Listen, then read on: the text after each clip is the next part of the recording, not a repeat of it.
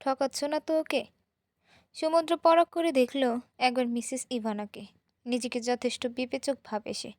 তবুও এই প্রশ্নের উত্তর দিতে যেন সময় নেয় সে। আসলে প্রকৃতপক্ষে প্রতারণার সংজ্ঞা কি? সে থেমে থেমে বলে ওঠে, সত্য গোপন করা প্রতারণার মধ্যে পড়ে না। ওর অধিকার তো ক্ষুণ্ণ করছি না। ও কিছুই জানবে না। না, আমি এক বিন্দু পরিমাণও কিচ্ছুটি বলবো না। মিসেস ইভানা আরও কিছু বলতেন বুঝি, কিন্তু তার আগেই সমুদ্র ফোন অন করে শুধু ঘড়ি দেখে নিয়ে ভ্রু কুঁচকাল, তবে কিছু বলল না। কি হলো আব্বু? 7 মিনিট হয়ে গেল, এখন আসছো না? আসবে? ওয়াশরুমে গেছে। সমুদ্র ঠান্ডা পানিতে চুমুক দিয়ে বলে, ব্যবসা বাণিজ্যিক কাজ খুবই প্যারাদায়ক, আর ভালো লাগছে না। সব দিক থেকে চাপে থাকি। মিসেস ইভানা হালকা হেসে বলে, আমরা আছি তো তোমার সাথে। সব ধরনের সহযোগিতা যে কোনো সময় তুমি পাবে। রিল্যাক্স। সমুদ্র উঠে দাঁড়িয়ে বলে, একটু আসছি। মিসেস ইভানা প্রথমে ঠাউর করতে পারলেন না। পরবর্তীতে সমুদ্রকে রেস্তোরাঁর শেষ কোণায় যেতে দেখে মুচকি হেসে বলে, 8টা মিনিট মাত্র, ওকে না দেখতেই অস্থির হচ্ছ? তুই বেটা বউ পাগল ছেলে হবি। সমুদ্র আউটডোর সাইট চেক করে এসে লেডিস ওয়াশরুমের সামনে দাঁড়িয়ে উসখুস করছে। কি করবে সে? আয়না রেস্তোরাঁর অন্য কোথাও নেই। এক্সিট ডোর সমুদ্রের চক্ষুর সম্মুখে ছিল। ও যে রেস্তোরাঁ ত্যাগ করেছে, অন্য কোথাও যায়নি, এটা শিওর সে। মেয়েটা বাকি স্পটেও নেই। ফোনও টেবিলে রেখে গেছে। তাহলে ওয়াশরুম ছাড়া অন্য কোথাও তো হওয়া লজিক্যাল না। এতক্ষণেও বের হচ্ছে না কেন? সে লেডিস ওয়াশরুমের সামনে থেকে এক কদম পেছাতেই আচানক মনে হলো ওয়াশরুমের ভেতরে থেকে কারো দরজা ধাক্কানোর আওয়াজ কানে আসছে। সেকেন্ডের মধ্যে মস্তিষ্ক খুব দ্রুত কিছুর আভাস পায়। সে দিক বেদিক না ভেবে লেডিস ওয়াশরুমের ভেতর ঢুকে পড়ে। ওয়াশরুম সম্পূর্ণ ফাঁকা পড়ে আছে। তবে প্রথম সারির দ্বিতীয় ওয়াশরুমের দরজা নড়ছে, ধাক্কানোর আওয়াজ আসছে। সে দ্রুত পায়ে হেঁটে গিয়ে দরজার সামনে দাঁড়িয়ে বলে ওঠে, আয়না তুমি ভেতরে? 1 সেকেন্ডের মধ্যে আয়নার কণ্ঠস্বর ভেসে আসে। সে ভেতর থেকে বলল, স্যার, আমি ভেতর থেকে লক হয়ে গেছি। সিটকিনিতে মনে হয় সমস্যা। কোনোভাবেই সিটকিনি খোলা যাচ্ছে না। সমুদ্র যেন কিছুটা শান্ত হলো। তার ষষ্ঠ ইন্দ্রিয় বারবার ওয়াশরুমে দেরি হওয়া নিয়ে এমন কিছুই সংকেত পাঠাচ্ছিল। সে কিছু বলবে তার আগে একজন রেস্টুরেন্টের ফিমেল স্টাফ ভেতরে এসে সমুদ্রকে দেখে এক প্রকার চিৎকার দিয়ে বলে, এক্সকিউজ মি স্যার, এটা লেডিস ওয়াশরুম।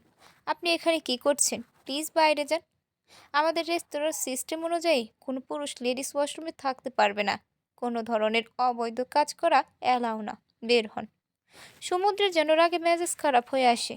সে ভীষণ জোরে ধমক দিয়ে বলে ওঠে, আমি ইউ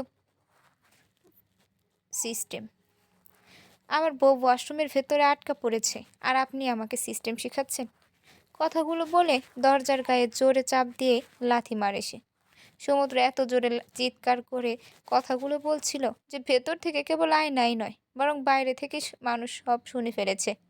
আয়নার ভারী অদ্ভুত অনুভূতি হয়। উনি আমাকে নিয়ে এতটা না কনসার্ন, এতটা ভাবেন উনি? মহিলাটাও বেশ ভড়কে যায়। এত জোরে চিৎকার সে ভয়ও পায় বোধহয়। চেঁচামেচির আওয়াজে সব স্টাফরা ভেতরে আসে।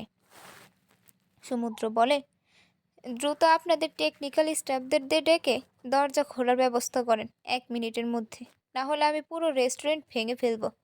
ইতিমধ্যে জানাজানি হয়ে গেছে সারা রেস্তোরাঁয় যে লেডিস ওয়াশরুমের ভেতর একটা মেয়ে আটকা পড়েছে। ওনার হাজবেন্ড ভীষণ প্যানিক করছে। দ্রুত দরজা ভেঙে খুলে দেওয়া হলো। ম্যানেজার এসে ক্ষমা ও দুঃখ প্রকাশ করলো। ওদের নাকি দরজায় ত্রুটি ছিল, কিন্তু বুঝতে পারিনি জন্য এমন অসুবিধা হলো। আয়না সমুদ্রের রাগ দেখে বেশ অবাক হয়। তাকে উদ্ধার করে বের করার পর শুধু জিজ্ঞেস করলো, ঠিক আছো? আয়না মাথা নাড়ালো। সমুদ্র এক বোতল পানি এগিয়ে দেয় তাকে। আয়না বোতলে চুমুক দিয়ে রেস্টুরেন্টের বাইরে বের হলো। তাকে ঘিরে এত জটলা পছন্দ হচ্ছিল না। সমুদ্র বিল মিটিয়ে ইভানার কাছ থেকে বিদায় নিয়ে বাইরে এসে দাঁড়ালো। আয়না রেস্টুরেন্টের বাইরে রাস্তায় দাঁড়িয়েছিল। তখন কেবল বেলা ডুবছে। রাস্তায় কমলা কমলা রঙের রোদ এসে আছড়ে পড়ছিল। মিহি স্নিগ্ধ বাতাস বইছে। কালো পিচ ঢাকা রাস্তায় সাই সাই করে প্রাইভেট কার ছুটে যাচ্ছে। সে অন্যমনস্ক হয়ে দাঁড়িয়ে রইল। সমুদ্র তার কাছে গিয়ে শুধালো, বাসায় যাবে এখন? আয়না অন্যমনস্কতা দূরীকরণ করে বলল, হ্যাঁ, দেরি হয়ে যাচ্ছে। চলো তোমাকে নামিয়ে দিই। না না, আমি একা যেতে পারবো। সমুদ্র ওর ফোন ওর হাতে দিয়ে তার কথাটাকে বিন্দুমাত্র দাম না দিয়ে বলল, গাড়ি নিয়ে আসছি লট থেকে, দাঁড়াও এখানে। সমুদ্র যেতেই ইভানাও বের হয়। আয়নাকে জড়িয়ে ধরে বলে, তোমাকে নিয়ে সমুদ্র চিন্তা করছিল। এই দুর্ঘটনা কিভাবে ঘটলো? সাবধানে থাকবে কেমন? বিয়ের আগে মেয়েদের বেশি বের না হয় ভালো, খারাপ শক্তির নজর বেশি লাগে। ওনার মতো স্মার্ট শিক্ষিত মহিলার মুখে এমন কুসংস্কারমূলক কথা শুনে আয়না খানিক চমকায়। মনে মনে পড়ল, বাঙালি নারী স্পেস স্যুট পরে চাঁদে গেলেও সন্ধ্যার পর বাসায় ফিরতে চাইবে, কারণ ওদের মতে সন্ধ্যার সময় মেয়েদের অশনি শক্তি নজর দেয়। আয়না বলে ওঠে, আপনি বিয়েতে আসবেন কিন্তু? তোমাদের বিয়ে নিয়ে আমি খুব এক্সাইটেড। সমুদ্রের জন্য খুব খুশি আমি। তোমার মতো একটা সুইট মেয়ে স্ত্রী হিসেবে পাওয়া পরম সৌভাগ্য। অবশ্যই আসবো মা। সমুদ্র গাড়ি নিয়ে আসলে আয়না ফ্রন্ট সিটে বসলো। সে তাদের মধ্যকার সম্পর্কের কোনোরূপ বিরূপ ধারণা দিতে চায় না মিসেস ইভানাকে। আয়না বসতেই সমুদ্র গাড়ি টান মারল। আপনি রেগে আছেন? না, রাগার মতো কিছু হয়নি। তাছাড়া ওয়াশরুমে আটকা পড়েছিলেন, ক্ষতি হওয়ার মতন কিছু ঘটেনি। মরতে তো আর ধরিনি। সমুদ্র তৎক্ষণাৎ গাড়ি জোরে ব্রেক কষে আয়নার মনে হচ্ছিল নিশ্চয়ই অ্যাক্সিডেন্ট করবে এই লোক। ওনার গাড়িতে উঠতে এই জন্য ভয় লাগে কখন দুর্ঘটনা ঘটায়। কি হলো? সিট বেল্ট পরনি? আয়নার খেয়াল হয় সে সিট বেল্ট লাগায়নি। এজন্য এত জোরে কেউ হার্ট ব্রেক কষে? ওনাকে কে যে লাইসেন্স দিয়েছে গাড়ি চালানোর? আয়না সিট বেল্ট টেনে আনতে ধরলে কিছু সমস্যার সম্মুখীন হলো। সমুদ্র একটু তার দিকে এগিয়ে এসে বেল্ট টেনে লাগিয়ে দিয়ে বলল, মৃত্যুর কথা মুখে আনবে না আর কোনো দিন। আয়না এবারে ওনার চোখের দিকে তাকিয়ে রইল। ওই যে কেমন অদ্ভুত পারফিউমটার গন্ধ নাকে এসে লাগলো। লিন্সের চোখের দিকে তাকাতেই কেমন মন ব্যাকুল করা নাম না জানা অনুভূতি হতে লাগলো তার। মানুষপটে ওনার রেগে চিৎকার দিয়ে আমার বউ শব্দটা ভেসে উঠতেই ফোলা গাল দুটো টমেটোর মতো লাল হয়ে ওঠে। হুট করে সব কিছুই খুব ভালো লাগতে লাগলো। এই যে সূর্য ডুবতে থাকা, আকাশের কমলা বর্ণ ধারণ করা, পাখিদের আকাশে তাড়াহুড়ো করে নিড়ে ফেরার ব্যস্ততা, সব কিছুই আজ ভিন্ন লাগছে তার। তবে কি আজ বিশেষ কিছু হয়েছে? কি হয়েছে? উম, নাম না জানা, একদম অজানা, কেবল সাহিত্য পড়া এক অন্যরকম ভাসমান অনুভূতির সঙ্গে সবে পরিচয় হলো তার। কি সে ভাসমান অনুভূতি? নাম কি তার?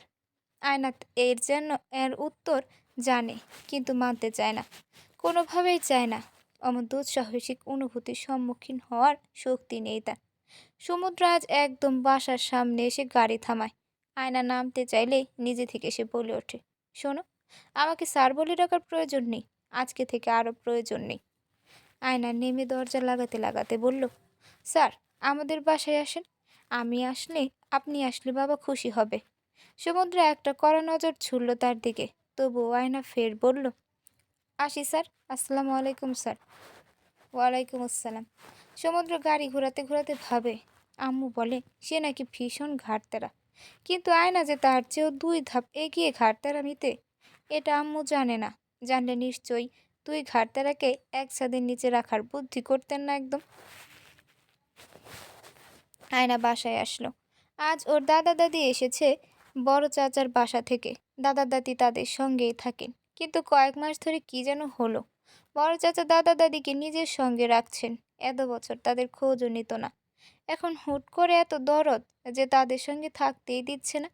আয়নার খটকা লাগে, হচ্ছেটা কি? সে আসতেই বারান্দা থেকে মিউ মিউ শব্দ তুলে তার আদরের বিড়াল মিলি দৌড়ে এসে তার পায়ে ঘেঁষে দাঁড়িয়ে রইল। মিউ মিউ শব্দ তুলে আদর চাইছে সে। আয়না তাকে কোলে তুলে নিল। তার বিড়াল খুব পছন্দ। একবার কোন কে ড্রামা দেখে এমন বিড়ালের আবদার বাবার কাছে করেছিল। বাবাও বিষয়টা সিরিয়াসলি নিয়ে নেন এই জন্য বাবা বিদেশ থেকে স্পেশালি ফোস্টার হোম থেকে তাকে এই পার্সিয়ান ক্যাটটা প্যাট হিসেবে পালার জন্য দিয়েছে। আয়না তাদের বাসার সাহায্যকর্মী হালিমাকে ডাকে। হালিমা বউ অনেক দিন ধরেই তাদের বাসায় আছে। আয়না বলে ওঠে, খালা, আপনি মিনির জন্য মাছ সেদ্ধ করেছেন? হ্যাঁ আপামনি। ওকে ঠিক মতো খাইয়েছেন আজ? 3 বেলা এই ফটকা বিড়ালটারে খাওয়াইছি আপামনি। 2বার পটিও করছে, সব ধুইয়া সাফ করে রাখছি। ওর মাছটা আনেন, এখন আমি খাইয়ে দিই। আর হ্যাঁ, মিনিকে একদম ভোটকা বলবেন না, ওর নাম ধরে ডাকবেন। হালিমা খালা যেতে যেতে বকতে লাগলেন, গরিব মানুষ মাছ খাইতে পারে না, আবার বড় লোকেরা বিলাইকে 3 বেলা মাছ খাওয়ায়, ভোটকা বানায়। আয়না যখন মিলিকে মাছ খেতে দিচ্ছিল, ওই সময় ফাহাদ সাহেব এসে মেয়ের পাশে বসলেন। এরপর বলে ওঠে, শুধু বিড়ালকে মাছ খাওয়ালে হবে, নিজেকেও তো মাছ খাওয়াতে হবে। আয়না অসহায় মুখ করে বলে, মাছ খেতে একদম ভালো লাগে না বাবা। উনি মেয়ের মাথায় হাত বুলিয়ে দিয়ে বললেন, দাদা ভাই আসার সময় বড় ইলিশ এনেছে, পদ্মার ইলিশ, সরিষা দিয়ে রান্না করা হয়েছে। ইলিশের ঘ্রাণে বাসা মোমো করছে, খুব টেস্ট হবে কিন্তু। আমি খাইয়ে দিচ্ছি। আয়না বুঝলো বাসায় সে আষ্টে গন্ধ হচ্ছে, যে আষ্টে গন্ধ হচ্ছে ওটা ইলিশ মাছের। সে বলে ওঠে, বাবা প্লিজ না, তুমি খাও।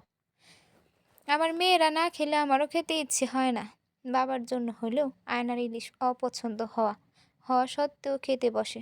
সবাই মিলে খেতে বসেছে। অনেক দিন পর বাসায় এই দৃশ্য দেখা যাচ্ছে। দাদা দাদি এসে বসলেন, আলিয়াও এসে বসেছে। ফাহাদ সাহেব মাছের কাঁটা বেছে আয়নার প্লেটে তুলে দিচ্ছেন। আয়না বাধ্য মেয়ের মতো খেয়ে নেয়। আয়না আলিয়া খাওয়া শেষ করে ভিডিও কল নিয়ে ব্যস্ত হয়। পিউ সমুদ্রের বোনের সঙ্গে অনলাইন শপিং নিয়ে আলোচনা করবে। ফাহাদ ফাহাদ সাহেবের এসবে আগ্রহ নেই। সে তার বাবা মায়ের সাথে ড্রয়িং রুমে বসলেন। তার বাবা মা বার্ধক্য বয়স চলছে, অসুস্থতা লেগেই আছে, তবে তারা আয়নার বিয়েতে খুব খুশি। তার বাবা বলে ওঠে, তোমার ভাই মনে হয় বিয়েতে আসবে না। শুনেছি বাবা। আয়নার দাদা বলে ওঠে, ওরা চাচ্ছিল পিয়াসের সঙ্গে আয়নার বিয়ে হোক, কিন্তু বাবা তুমি তো অন্য কোথাও বিয়ে ঠিক করলে। ফাহাদ সাহেব বলেন, আমার মেয়ের জন্য সমুদ্রের মতোই ছেলে খুঁজছিলাম। বিয়ে তো সৃষ্টিকর্তার আদেশে হয়, আমাদের কারো কোনো হাত নেই এতে, আমরা উছিলা মাত্র। আমার মেয়ের সমুদ্রের সঙ্গে জোড়া লেখা ছিল, এজন্যই বিয়েটা হচ্ছে। পিয়াসের সঙ্গে ওর জোড়া লেখেনি, এজন্য পিয়াসের সঙ্গে হচ্ছে না। সমুদ্র আজ 7টার মধ্যে বাসায় ফিরেছে, ইদানিং দেরি করছে না। মা করা আদেশ জারি করেছে, বিয়ের আগ অবধি 7টার আগেই বাসায় ঢুকতে হবে। অযথা আজ্ঞা তার মায়ের আদেশ পালন করছে। ফ্রেশ হয়ে গোসল সেরে নিজের রুম থেকে বের হলো। ডাইনিংয়ে আসতেই মা আর ছোট বোন পিওর হাসির আওয়াজে সে ড্রয়িং রুমে পা রাখে। ওদের দুইজনকে একসঙ্গে হাসতে দেখে সে শান্তি অনুভব করে। বাসার সদস্যরা হাসি খুশি থাকলে বোঝা কাঁধ থেকে নামে, অনুতপ্ততা কমে। সে এগিয়ে গিয়ে বলল, আম্মু, নতুন প্রজেক্টটা নিয়ে একটু ডিসকাশন করার ছিল, আমাকে একটু সাহায্য করো। মিসেস রোদেলা বকা দেওয়ার ভঙ্গিমায় তার দিকে তাকিয়ে বলে, ওরে আমার ব্যবসায়ী পুত্র রে,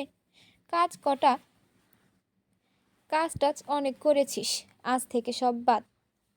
অনেক ব্যবসা দেখেছিস, কালকে থেকে আর অফিস যাবি না। শুক্রবার আসতে অনেক দেরি, কাল তো ফরেন ক্লায়েন্টদের সঙ্গে স্পেশাল মিটিং আছে। রোদেলা বলে, বস তুই বাপ, এত কাজ করার দরকার নেই। সমুদ্র বলল, বসলো। তার মা বলে ওঠে, তোর জন্য শেরওয়ানি দেখছি, দেখ কোনটা পছন্দ হয়, তুমি চুজ করো, তোমার পছন্দ বেশি ভালো। মিসেস রোদেলা একগাল হেসে ছেলের মাথায় হাত তুলিয়ে আদর করে দিলেন। আজ যে সে অনেক খুশি। 6 মাস পর আজকে তার স্বামী আবেগের হেলথ রিপোর্ট ভালো এসেছে, নেগেটিভ কিছু নেই রিপোর্টে। জিউ বলে ওঠে, ভাইয়া, ভাবির জন্য কি দেখব? ভাবিকে কিন্তু তুমি বিয়ের ব্রাইডাল আউটফিট দেবে, তোমার কোনো সাজেশন আছে? Any requirement or demand? সমুদ্র জীবনের কোনো এক খণ্ডাংশে কল্পনা করেছিল তার নববধূ বেশে লাল শাড়ি পরহিতা কেউ একজন থাকবে। এবার ভাবলো এই শখের কথা বলবে না। দরকার কি শখ পূরণের? এত শখ পুষে হয়টা কি যদি শখের মানুষই না রয়? তবুও বলে ফেলে, ওর জন্য লাল ব্রাইডাল কাতান শাড়ি দেখ পারলে। প্রিয় ভাইয়ের মুখে এমন কথা শুনে সাথে সাথে ফোন ঘুরিয়ে সমুদ্রের সামনে আনে। সমুদ্র কোনোদিন ভাবেওনি পিউ ভিডিও কলে আয়নার সঙ্গে কানেক্টেড ছিল। কেমন অস্বস্তি লাগলো তার। আয়না ভিডিও কলে আছে জানলে সে কোনোদিন নিজের শখখানার কথা বলতো না। পিউ মায়ের সামনেই বলতে লাগে ওর জন্য কাতান লাল শাড়ি। যতই মডার্ন কালচারে লাইফ লিড করুক না কেন, বাঙালি মেয়েরা মায়ের সামনে এমন পরিস্থিতিতে পড়লে লজ্জা পায়, নাজুক অবস্থা হয়। সমুদ্র সামান্য ভেবাচাকে খেয়ে এদিক ওদিক করে চোখ নিচু করে। পিউ বলতে থাকে, এই ভাইয়া, আর ইউ ব্লাশিং? হু হু। সমুদ্র থেমে থেমে বলে, blushing? For what and why? আয়া নট অ্যাট অল। পিউ তার গালের দিকে ইঙ্গিত করে বলে, দেখো দেখো, তোমার গাল লাল হয়ে গেছে। এরপর আয়নাকে ইশারা করে বলে, তাই না ভাবি? মিসেস রোদেলা হাসছিলেন ওদের কাণ্ড দেখে। সমুদ্রের দশা নাজুক হলেও প্রকাশ করে না। তেজি গলায় বলে, গাল লাল হয় অ্যালার্জি হলে? আমার মনে হয় অ্যালার্জির সমস্যা দেখা দিচ্ছে। ফোনের স্ক্রিন থেকে আয়নার অট্টহাসির আওয়াজ পাওয়া গেল। সমুদ্র সব লজ্জা ভুলে সরাসরি ভিডিও কলের স্ক্রিনের দিকে তাকায়। সমুদ্র রুমে এসে ক্লান্ত শরীরে বারান্দায় গিয়ে দাঁড়ালো। সারাদিন সবার সামনে স্বাভাবিক থাকলেও একদম মনের কোনো ক্ষুদ্র অংশতে হলেও সে ভালো নেই। মনের কোথায় জানি খুব সূক্ষ্ম কিন্তু তীব্র একটা বেদনা অনুভব হয়। এই বেদনার কথা কাউকে বলতে পারে না আর। তার অনুভূতি মন সব যেন জড় পদার্থের ন্যায় হয়ে গেছে। মাঝে মধ্যে মনে হয় মানুষ না হয়ে টেবিল চেয়ার হলে ভালো হতো। No feelings, no emotion. সে সিগারেট ধরালো। রুমে একা থাকলে কাজ হয় না। কাজ না থাকলে সে বারান্দায় সিগারেটের ধোঁয়া ছেড়েই সময় পার করে। একাকিত্বকে উপলব্ধি করে। একাকিত্বের একটা ভিন্ন ব্যথাতুর সুর তাল আছে। সে যতই হেলথ কনসার্ন হয়ে সুগার রেড মিট খাওয়া বাদ দিক, কিন্তু সিগারেট ছাড়ে না। ডায়াবেটিস কন্ট্রোল রাখার জন্য চিনি বাদ দিচ্ছে। অন দ্য আদার হ্যান্ড, মন কন্ট্রোলে রাখার জন্য ভালোবাসা বাদ দেওয়া লাগছে। সিগারেটের প্যাকেট থেকে চতুর্থ সিগারেট বের করে সময় দেখল, 1:45 বেজে যাচ্ছে। ঘুম দরকার তার। গতকাল কেবল 4.5 ঘন্টা ঘুমিয়েছে, কিন্তু সে জানে বিছানায় শুলে ঘুম আসবে না। সিগারেট খেতে খেতে রাস্তার দিকে তাকিয়ে রইল। সে ভাবল, ফুসফুস জ্বালানোর ব্যবস্থায় আছে, কিন্তু হৃদয় জ্বালানোর কোনো ব্যবস্থা নেই কেন? আচ্ছা, ফুসফুস তো হৃৎপিণ্ডর খুব কাছের সঙ্গী। কোনোভাবে কি ফুসফুস চলতে চলতে হৃদয়ের দহন জ্বালাতে পারে কি? সে আকাশের দিকে তাকিয়ে জ্বলন্ত সিগারেট হাতে রেখে করুণ গলায় গায়, সেই তুমি কেন এত অচেনা হলে? সেই আমি কেন তোমাকে দুঃখ দিলে? কেমন করে এত অচেনা হলে তুমি? কিভাবে এত বদলে গেছি এই আমি? আচানক মস্তিষ্কের সেরিব্রাম থেকে রেফারেন্স মেমোরি বেশ কিছু মিষ্টি স্মৃতির স্মরণ করিয়ে দেয়। সে ক্রমশ শান্ত হয়ে যায়। ভেতরটায় অশান্ত স্রোত আশ্রে পড়ছে। হুট করে হাতে গরম কিছু অনুভব হয়। তার হুঁশ আসে। দ্রুত হাত থেকে সিগারেট ফেলে দেয়। এরপর ব্যথায় জ্বলতে থাকা হাত দিয়ে মোবাইল ফোন বের করে গ্যালারিতে যায়। গ্যালারির বিশেষ ফাংশনে একটা মাত্র ছবি রাখা ছিল। একটা মেয়ের ছবি। মেয়েটার মুখে খুব স্নিগ্ধ একটা হাসি। তার পাশে সমুদ্র গিটার ধরে বসে আছে। সমুদ্রের দৃষ্টি মেয়েটার দিকে, আর মেয়েটা হাসছে ক্যামেরার দিকে তাকিয়ে। কোমল তরতাজা বাতাসে মেয়েটার সিল্কি চুল এসে হামি খাচ্ছে সমুদ্রের চোখে মুখে। তবুও সমুদ্রের চোখে বিরক্তি নেই, আছে কেবল এক গুচ্ছ মুগ্ধতা। কি জীবন্ত ছবিটা! মনে হচ্ছে এই তো, এই ছবি তোলার সময়টা মাত্র ঘটলো। আচ্ছা, সময়ের কি পুনরাবৃত্তি ঘটে? যদি ঘটে থাকে তবে আবারও এই সময়টা ফিরে যেতে চাই। প্রকৃতি কি পারবে এই সময়টায়, এই দিনটায় তাকে ফেরত পাঠিয়ে সময় থামিয়ে দিতে? সামান্য হাসলো সে। এত ছেলে মানুষই ভাবনা ভাবলে কিভাবে জগৎ সংসার চলবে? সে রুমে ফিরে আসে। আজকেও একবার চেষ্টা করলো ছবিটা ডিলিট করার, কিন্তু এত সুন্দর ছবিটা ডিলিট দিতে বুক কাঁপে তার। ডিলিট দিলেই হারিয়ে যাবে। এর চেয়ে বরং মস্তিষ্কের সেরিব্রামের ধারণকৃত স্মৃতি নিপাত যাক। সে আস্তে করে বলে, প্রিয় স্মৃতিরা, তোমরা হারিয়ে যাও কোনো এক অতলে, ধ্বংস হও প্লিজ। ঘুম ঘুম চোখে শুতেই ভীষণ মাথা ব্যথা অনুভব হয়। 2 দিন বাদে তার বিয়ে। সম্পূর্ণ নতুন এক জীবনে যাত্রা শুরু করতে যাচ্ছে। এই রুমে তার উপর তার জীবনে অন্য কেউ আধিপত্য স্থাপন করবে। সবটা তার ইচ্ছেতেই হচ্ছে। জীবন থামিয়ে রাখতে চায় না সে। চলমানে মানব জীবনে ৮-১০টা মানুষের মতোই বাঁচতে চায়। অথচ চোখ বুজলে আজও অন্য কারোর কথা মনে পড়ে। হায় রে জীবন! কাউকে ভুলে যাওয়া কখনো কখনো খুব কঠিন ব্যাপার, কারো জন্য আবার খুব সহজ। পরদিন সকালবেলা একদম আলো ফোটার পর সমুদ্রের ঘুম ভাঙে। ক্লান্তির কারণে গভীর ঘুম হয়েছিল। বেশ ফ্রেশ লাগছে এখন। ফোন হাতে নিতে অফিসিয়ালি সব মেসেজ, ইমেল, নোটিফিকেশনগুলো পেল সে। আজকে বিয়ের আগে লাস্ট ডে অফিস। কালকে শুধু দুপুরে ক্লায়েন্টের সঙ্গে বিশেষ মোলাকাত আছে। ওটা নিয়ে কাজের কিছু নয়, বরং বিনোদনের জন্য আমন্ত্রিত সময়সূচি। বেডে শুয়ে আয়নাকে ইমেল ও মেসেজ করে আজকে ছুটি দিয়ে দিল সে। বিয়ের আগে আর অফিস আসার দরকার নেই ওর। তবে ইমেলের শেষ ভাগে লিখে দিল, খুব কাজ করতে মন চাইলে যেন অনলাইনে কাজ করে ও। এরপর রুম ছেড়ে বের হয়। ড্রয়িং রুমে আম্মুকে পাওয়া গেল। নিউজ পেপার পড়ছেন সে।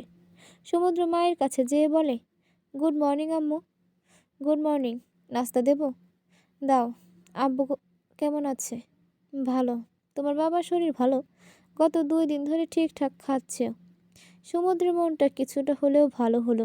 নাস্তা খেতে খেতে সে বলে ওঠে, আজকে অফিসের সব কাজ সেরে ফিরব। একটু লেট হবে, প্লিজ জলদি বাসায় আসার জন্য জোরাজোরি করো না। আচ্ছা, কিন্তু একবার আয়নার সঙ্গে শপিং করতে যেতে হবে। কেন?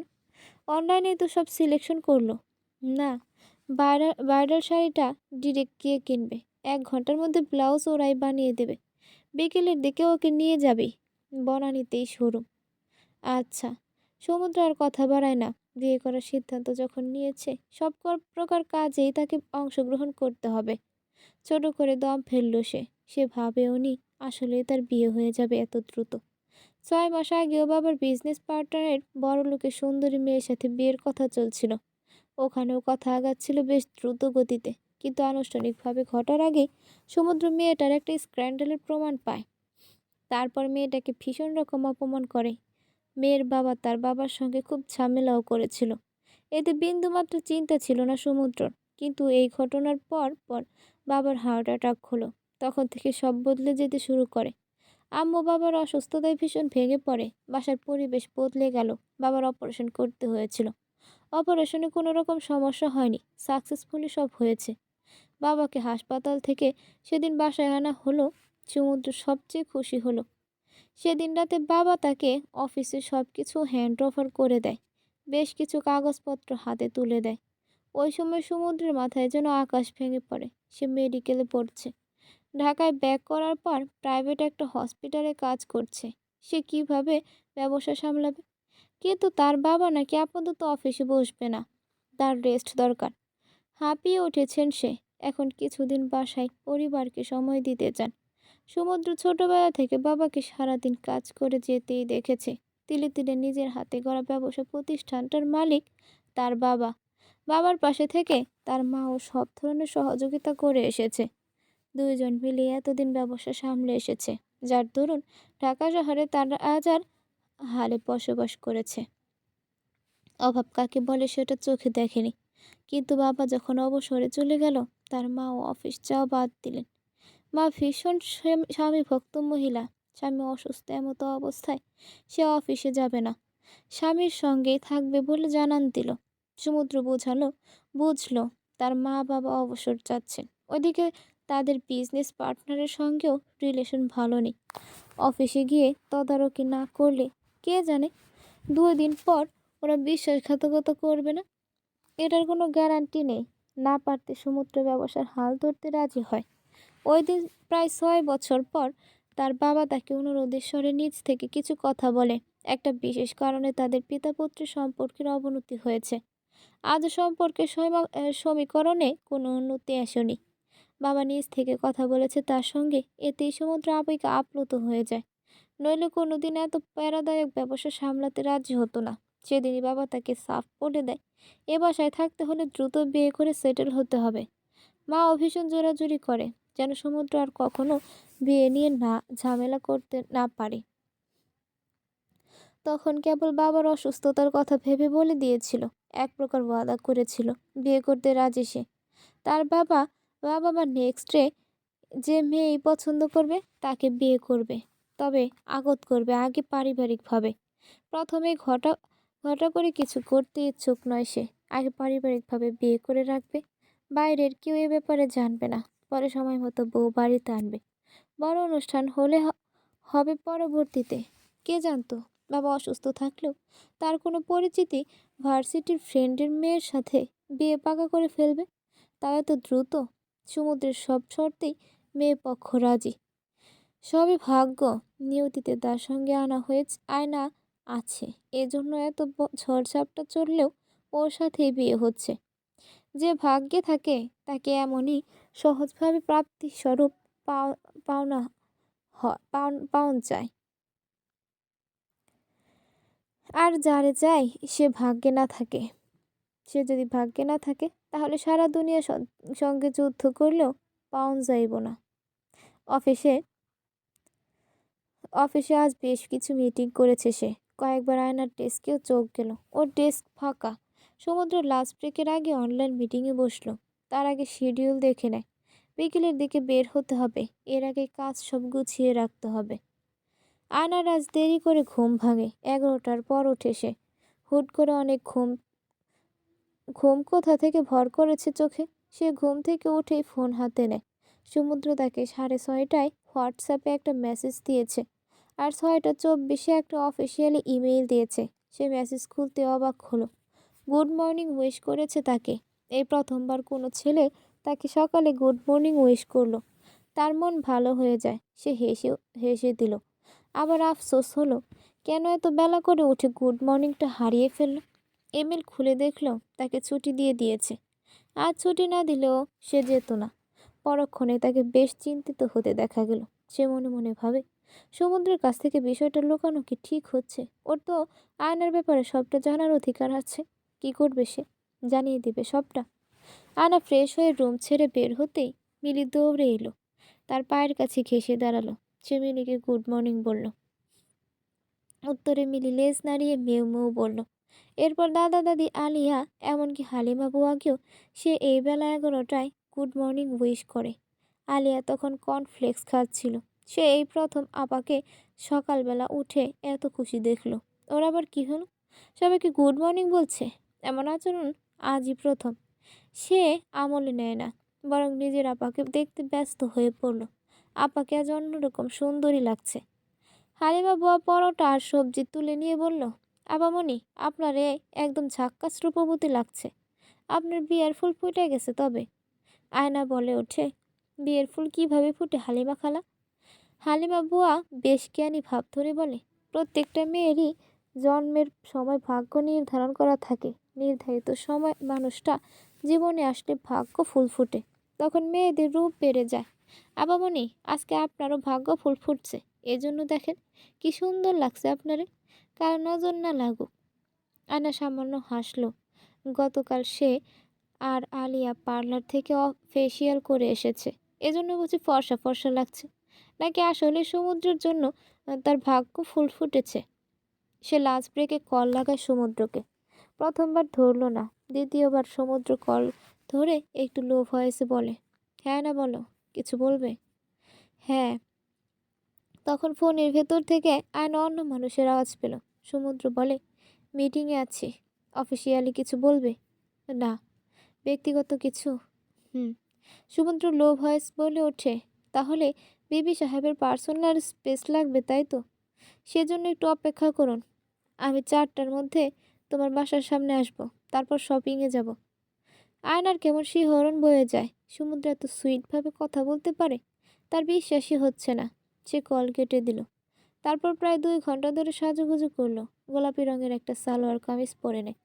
সত্যি 4:30টার মধ্যে সমুদ্র তার বাসার নিচে এসে উপস্থিত হয়। আয়না গ্যারেজে নেমে যায়। গ্যারেজ নেমে গিয়ে গাড়িতে ওঠে।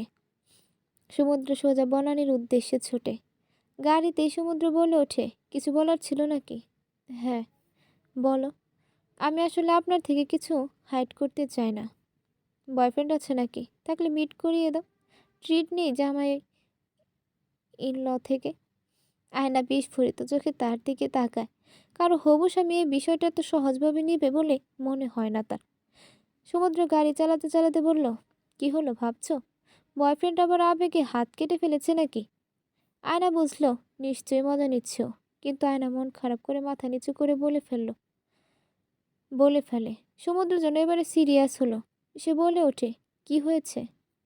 আসলে আসলে নকলে এ, যা বলার বলে ফেলো। নকলে কি প্রেমিক আছে কোনো? সমুদ্র সমুদ্র একটু হতভম্ব হলো। এ প্রথম মেয়েটা তাকে তার নাম ধরে রাখলো। নিজের নামটা তার এমনিতেই খুব পছন্দ। আজকে আরো বেশি পছন্দ হওয়ার একটা কারণ হলো সে বলে সে বলে, বলো, আমার একটা অসুখ আছে। সবারই অসুখ থাকে। অসুখ আছে জন্য আমরা ডাক্তারি পড়ি, কিন্তু অসুখটার জন্য ভবিষ্যতে ইম্প্যাক্ট পড়বে। ওফ, আপনি বুঝছেন না কিছুই। সমুদ্র গাড়ি থামিয়ে পার্ক করলো রোডের এক সাইডে। এরপরে বলে, অসুস্থতা নিয়ে এত আপসেট হচ্ছ কেন? আয়না মাথা নিচু করে বলে ওঠে, আমার পিসিওএস এর সমস্যা আছে। আ- যদি আমি কখনো মা না হতে পারি, তখন তো আপনাকে ঠকানো হবে। এজন্য আপসেট হচ্ছি। আমি চাই না আমার অসুখ লুকিয়ে আপনার সঙ্গে প্রতারণা করতে। সমুদ্র তাকে অবলোকন করলো দুবার, তবে কিছু বলল না। আয়না তাকে চুপ থাকতে দেখে বেশ ভয় পায়, আবার হতাশাও কাজ করে। কেন যে তার এই সমস্যা দেখা দিল? আর বাকি মেয়েদের মতো স্বাভাবিক হলে কি সমস্যা হতো? সে হতাশাগ্রস্ত গলায় বলে, আপনি চাইলে বিয়ে ভেঙে দিতে পারেন, আমি আপত্তি করব না। সমুদ্র এবার বলে ওঠে, রোগবালাইয়ের ক্ষেত্রে ডাক্তারের চেয়ে শিক্ষক বেশি পণ্ডিতি করলে তো মুশকিল।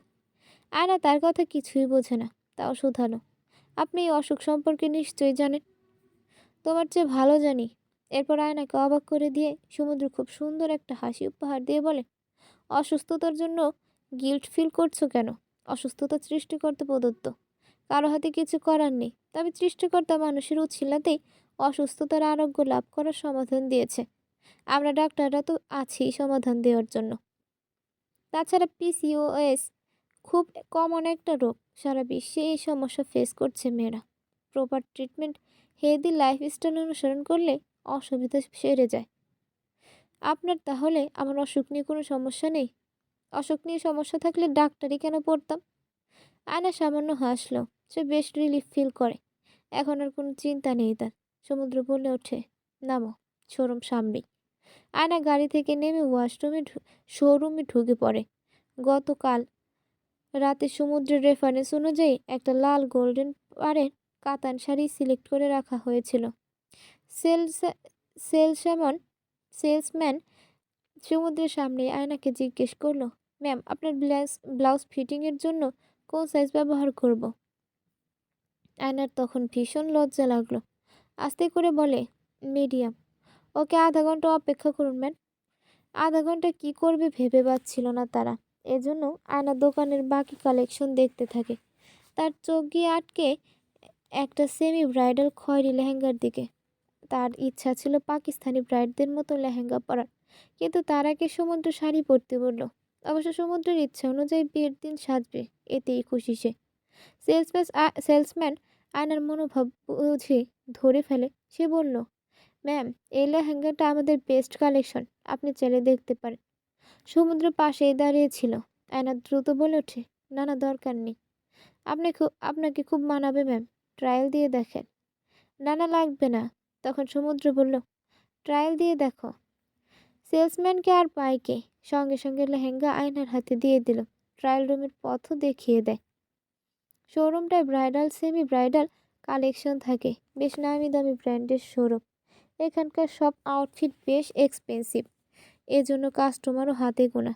সমুদ্র তাকে ট্রায়াল রুমে পাঠিয়ে দিয়ে একদম ট্রায়াল রুমের বাইরে অপেক্ষায় থাকে। একটু পর আয়না বের হয়ে আসলো। তখন সমুদ্র ফোন চালাচ্ছিল। আয়নাকে বের হতে দেখে ওর দিকে চোখ তুলে তাকালো। এরপর আস্তে করে বলে, মাশাআল্লাহ, খুব সুন্দর লাগছে তোমাকে। আয়না একটু উৎকণ্ঠা বোধ করে। ভীষণ রকম লজ্জা লাগলো। ইদানিং কি যেন হয়েছে তার। সমুদ্র সামনে আসলে লজ্জা লাগছে। সমুদ্র তার সামনে এসে দাঁড়ালো।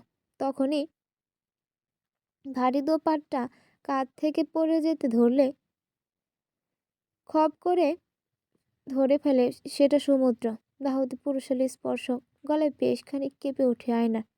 সমুদ্র দোপাট্টা কাঁধে তুলে দিয়ে সম্পূর্ণ ওড়না পেছন থেকে ঘুরিয়ে এনে ডান হাতে পাটা গুজে দিল। আয়নার চোখ নিচু রেখে দাঁড়িয়েছিল। সমুদ্র বলে, লেহেঙ্গা পরে থাকবে? আয়না দ্রুত ট্রায়াল রুমের দিকে ছুটে দরজা লাগিয়ে দেয়। সমুদ্র হাসি পেল বেজায়। 2 মিনিট না যেতে আয়না ভেতর থেকে বলে, আছেন আপনি? আবার আটকে গেছো নাকি? আরে না, আসলে আই নিড হেল্প। আপনি কাউকে ডেকে আনতে পারবেন, কোনো ফিমেল স্টাফকে? দরজা খোলো। আয়না দরজা খুলে দিতে সমুদ্র ট্রায়াল রুমের ভেতরে ঢুকে পড়ে। ছোট রুমটার দরজা অটো লেগে যেতে ধরে। আয়না হকচকিয়ে উঠে বলে, আপনি কেন আসলেন? হেল্প করতে। আয়না কিছু না বলে অসহায় মুখ নিয়ে তাকিয়ে থাকে। এর অর্থ হলো, প্লিজ যান এখান থেকে। মুখে বলে ওঠে, কেউ দেখলে খারাপ ভাববে। সমুদ্র সঙ্গে সঙ্গে দরজা খুলে দেয়। সে আয়নার দিকে তাকায়। ট্রায়াল রুমের হলদে আলোয় ওকে আরো বেশি সুন্দর লাগছে। মিররের দিকে তাকিয়ে ওর প্রতিবিম্ব দেখল। হুকের সঙ্গে চুল আটকে গেছে। নিশ্চয়ই হুক থেকে চুল মুক্ত করতে পারছে না।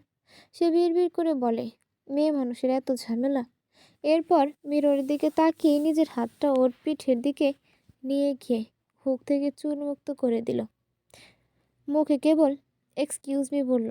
আয়না সঙ্গে সঙ্গে চোখ খিচে বন্ধ করে, নিঃশ্বাস এক প্রকার বন্ধ করে দাঁড়িয়ে থাকলো।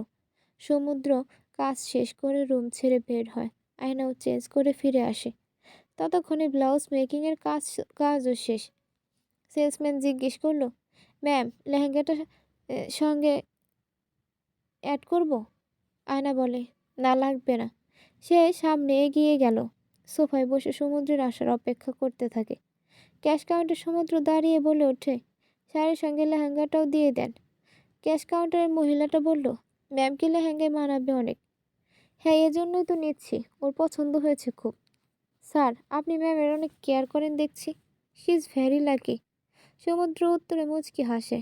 আয়না জানলো না সমুদ্র শাড়ির সঙ্গে লেহেঙ্গাটাও তাকে কিনে দিয়েছে। প্যাকেট হাতে বেরিয়ে আসে দুজনে।